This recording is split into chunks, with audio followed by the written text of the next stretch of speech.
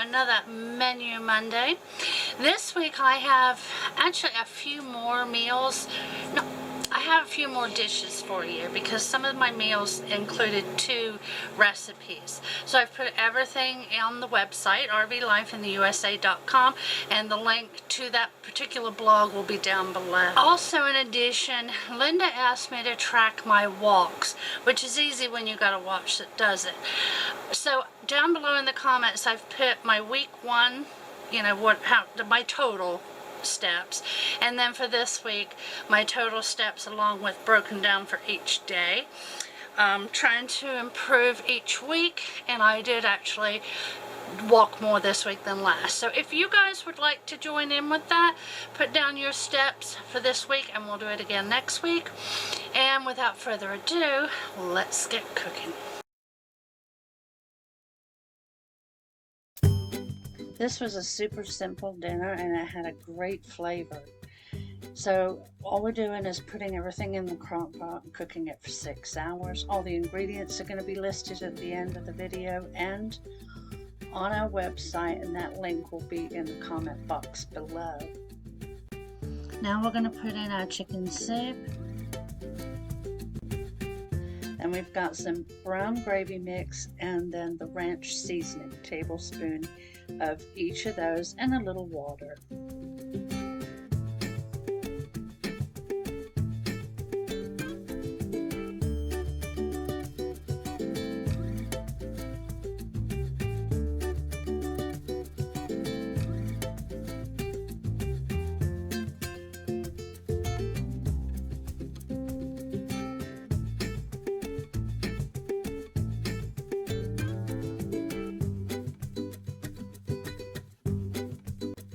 Now we're going to add our chicken.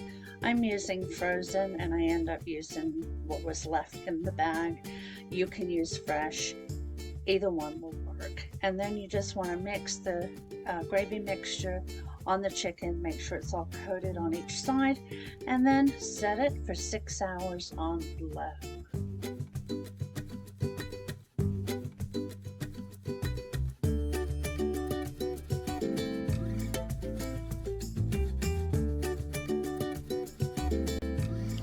I served ours on some Bob Evans ready-made mashed potatoes.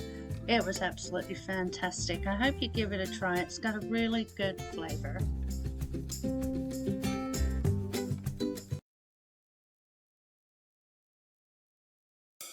The directions for this are to put the butternut squash in an oven to cook it, cut it lengthwise, and then scoop out the seeds, put it in the oven at 420. I chose to do mine in the Instant Pot, so I'll have the directions for both on my website, rvlifeintheusa.com, link in the comment box below.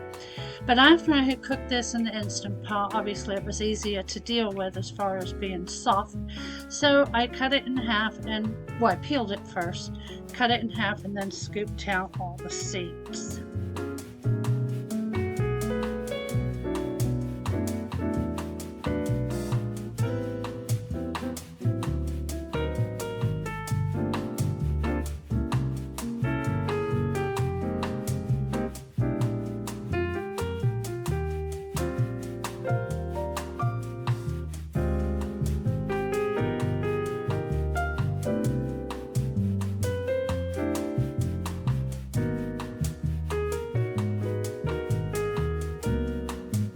So we've turned it over. Directions here are to cut slits 2 to 3 millimeters apart, cutting almost all the way through, but not. So I'm using the side of this baking sheet to stop me from going all the way down on the squash. And then we're going to make the sauce that we pour on, or based on top.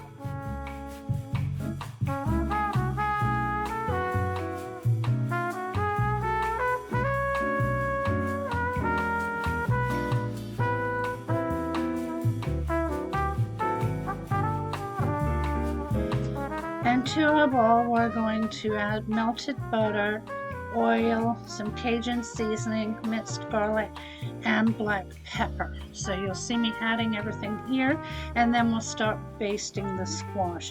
Now I started to spread the little slits apart and put this between, but what I found was as I was cooking it, it was separating on its own, and it was easier for me to baste it between it at that time. It cooks for 25 to 30 minutes, but I took it out every 10 to baste.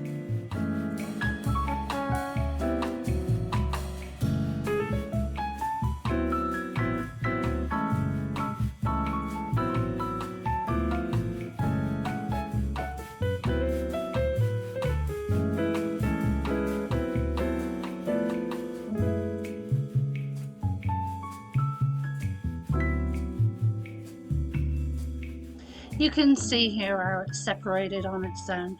Now while this was cooking in the Emma Lagasse electric oven, I was doing pork chops in the propane oven. Just like the Ritz chicken, I did Ritz pork, and that's coming up. Here's the squash completed. It was really good. I'm definitely going to keep this on rotation. Here are your ingredients. And now for the pork chops, just like I did the Ritz chicken, if you've seen that, you just crush up one sleeve of Ritz crackers and you get a bowl of mayonnaise, just enough to cover whatever you're cooking. You're going to dip the pork into the mayonnaise, then into the crackers, then place them on the sprayed baking sheet. And I cooked these in the oven around 350 and just until the pork chops or the chicken, whichever you're doing, is cooked. And I'll go ahead and put this recipe on the website and put the ingredients at the end of this clip.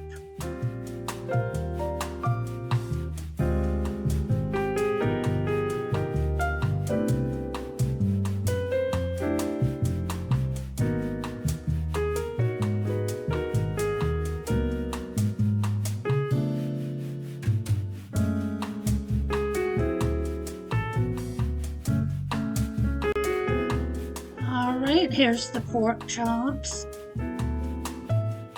and this was our finished plate. I hope you give one or both a try.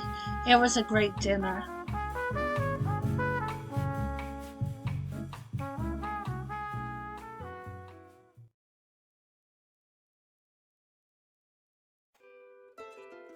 First thing we're going to do for our Cowboy Casserole is get our hamburger and our onion in the skillet.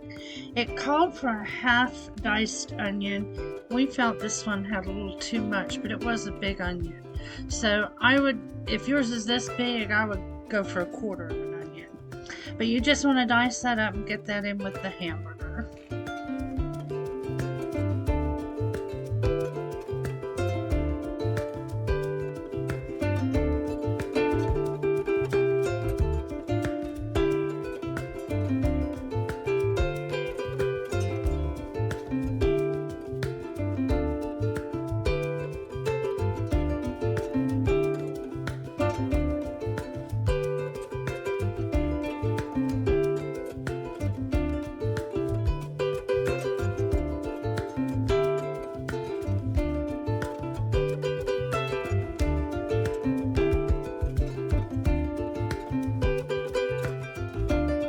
Now we've cooked and drained the grease, I'm going to put it into a large 9x13 casserole dish and then add the rest of the ingredients.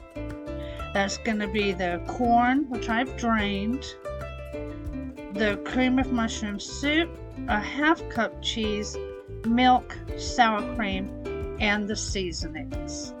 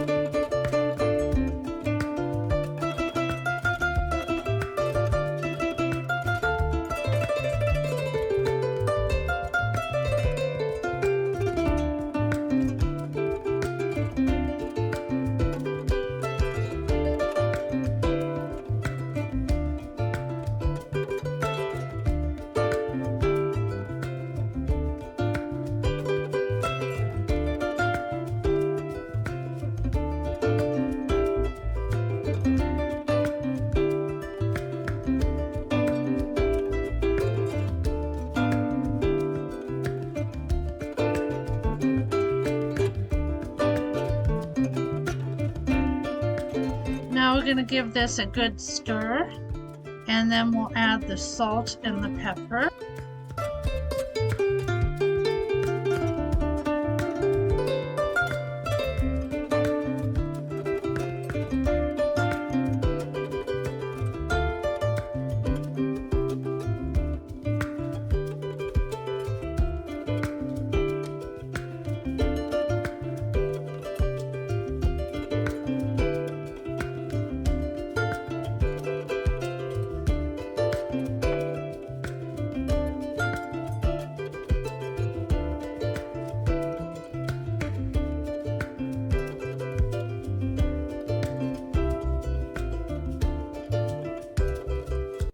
Now we're going to put the tater tots on the top. This called for 20 ounces. I had 32 and I wasn't going to use them all, but they seemed to spread out and I didn't want to waste them, and I knew I wouldn't use them again, so I just ended up using them all. And then you just cover it with the remainder of the cheese and pop that in the oven for 30 minutes on 375. It was really, really good other than the excess onions. I do suggest cutting back on those. Otherwise, a great meal, good taste. Here are your ingredients.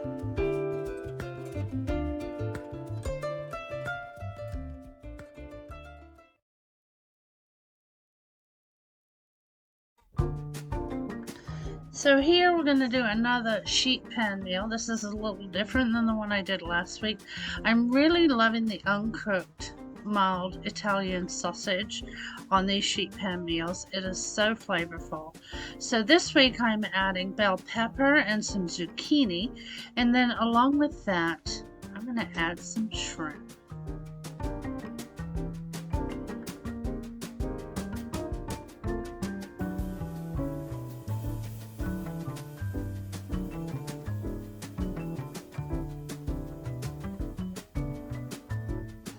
Here I added a little pepper, and now I'm going to start putting the shrimp on the pan.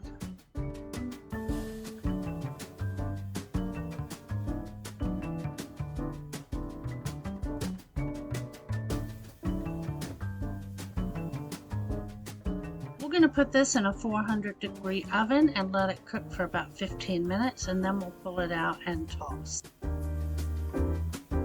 Alright, now we're tossing everything. We're going to put it back in the oven after I do this for 15 to 20 minutes until the sausage is cooked through and the shrimp is done.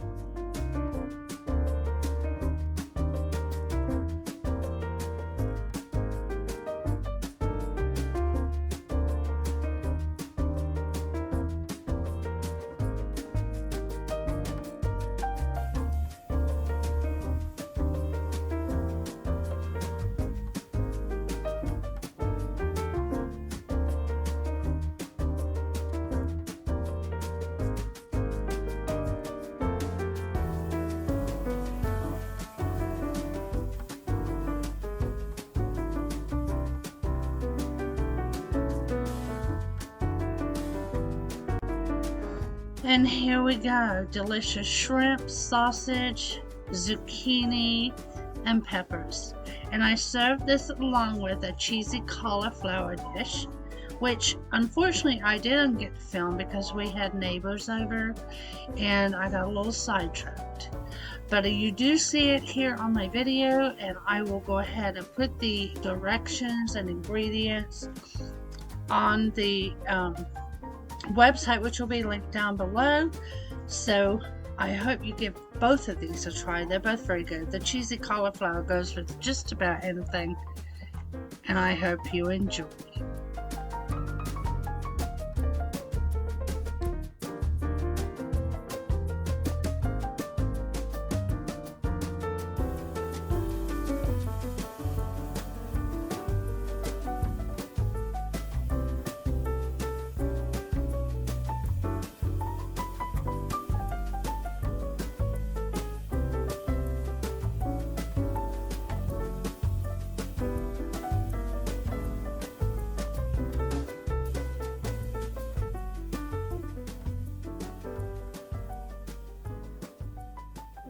I hope you enjoyed some of those meals, and I hope you'll give them a try. They were all very good, and I have more to select from for next week. So until then, you guys have a great week. If you made it to the end of my video, please put a knife and fork emoji, and I'll see you next Monday. Love y'all.